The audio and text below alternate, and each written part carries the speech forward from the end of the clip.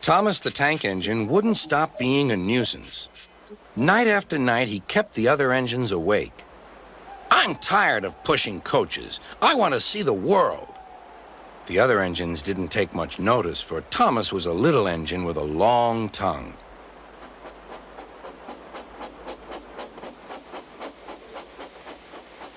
But one night, Edward came to the shed. He was a kind little engine and felt sorry for Thomas. "I've got some freight cars to take home tomorrow. If you take them instead of me, I'll push coaches in the yard." "Thank you," said Thomas. "That will be nice." Next morning, Edward and Thomas asked their drivers, and when they said yes, Thomas ran off happily to find freight cars.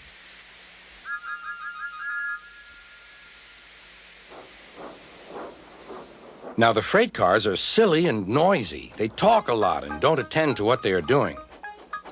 And I'm sorry to say, they play tricks on an engine who is not used to them. Edward knew all about the freight cars. He warned Thomas to be careful, but Thomas was too excited to listen.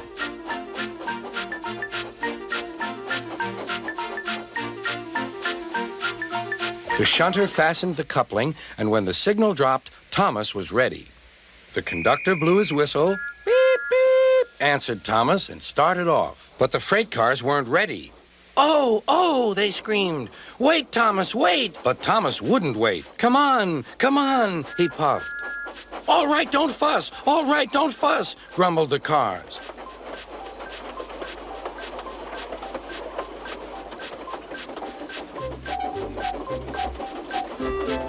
Thomas began going faster and faster. "Whoosh!" he whistled as he rushed through Henry's tunnel.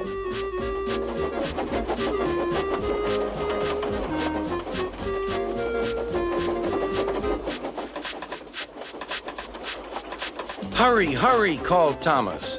He was feeling very proud of himself. But the cars grew crosser and crosser. At last, Thomas slowed down as he came to Gordon's Hill.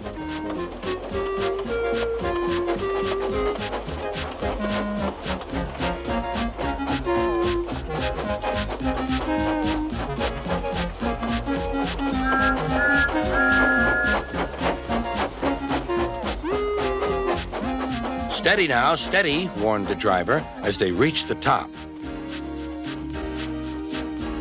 He began to put on the brakes. We're stopping," called Thomas.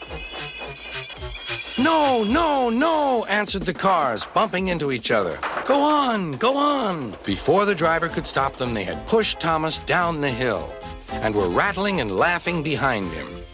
Poor Thomas tried hard to stop them from making him go too fast. Stop pushing, he hissed.